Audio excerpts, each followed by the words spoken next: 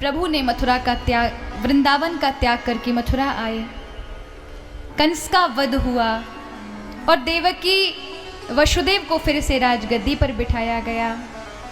प्रभु ने उज्जैन की नगरी में, इस मध्य प्रदेश की धरा में आकर के, जिसको अवंतिका नगरी कहा जाता है, महाकाल की भूमि पर आकर शिक्षा प्राप्त की।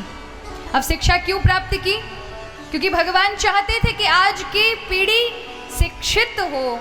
केवल यही नहीं है कि आप अपने कर्तव्यों के पालन के साथ शिक्षा भी जीवन में बहुत आवश्यक है, आध्यात्मिक शिक्षा और आपकी आधुनिक शिक्षा। और खासकर आज के युग में तो अपने बालकों को और बालिकाओं को दोनों को समान पढ़ाएं, क्योंकि आज का परिवेश और आज का युग में शिक्षा का होना बहुत आवश्यक है।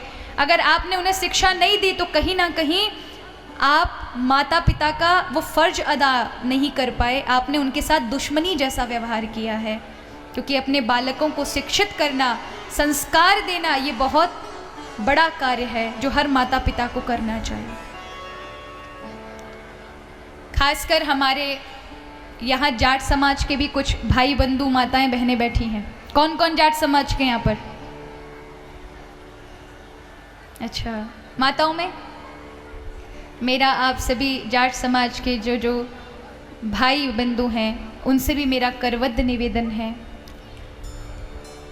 क्योंकि माना कि आपकी संस्कृति को आप बचाए हुए हैं, इसलिए आज भी आपके यहाँ पर्दा आदि सब है, होना भी चाहिए। कुल परंपरा आपने आज भी वैसी बना कर रखी हुई है, लेकिन एक बात से थोड़े उदार बने। वो मेरे व्यासपीठ से आप ऐसा समझ लीजिएगा, मेरी प्रार्थना है आप सभी से कि बेटियों को पढ़ाने पे ज़्यादा जोर दें। आप केवल 8वीं 9वीं पढ़ाकर घर में बिठा लेना, ये कोई हमारा फर्ज या हमारा जो कर्तव्य पूरा नहीं हो जाता। कई बार जाट समाज में मैंने देखा है, बेटियां 8वीं हैं तो बस घर बिठा लेते हैं। हमें कम से कम उसे ग्रेजुएशन कॉलेज तो करवा देना चाहिए। उसका जीवन आज उसे कल आवश्यकता पड़ी तो किसका मुंह देखेगी? कहीं ना कहीं वो आपको जिम्मेदार ठहराएगी। तो हम माता पिता आप थोड़े से उदार बने बेटियों के मामले में। कुछ जाट समाज के भाई बड़े उदार हैं, लेकिन कुछ अभी भी थोड़े से उनको लगता है कि कुल मर्यादा चली जाएगी। एक तो उन्हें अच्छा शिक्षा दें, संस्कार दें कि वो गलत रास्ते पर ना जाएं, उन पर विश्वास करें और शिक्षा दे करके सही गलत का फर्क सिखाकर आगे बढ़ाएं, उन्हें शिक्षित करें, जिससे उन बेटियों का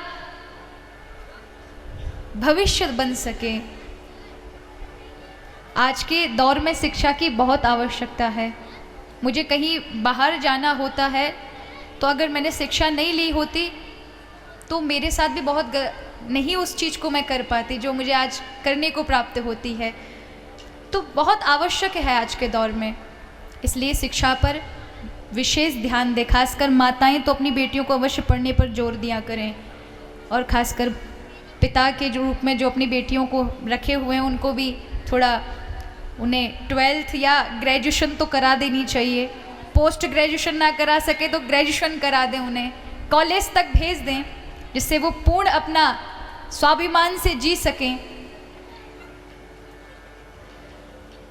आज हम बेटी बचाओ बेटी पढ़ाओ पर बड़ा जोर देते हैं, लेकिन बेटी बचाओ तो उस पर तो खतरा है ही, लेकिन बेटी पढ़ाओ पर भी बड़ा खतरा है।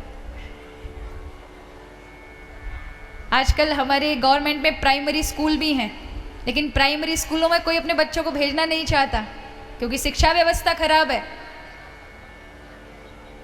लेकिन फिर भी ऐसे अभी प्राइमरी स्कूल हैं जहां बहुत अच्छे शिक्षक हैं जो अच्छा अभी उन्हें पढ़ा रहे हैं, बच्चों को सुंदर शिक्षा दे रहे हैं।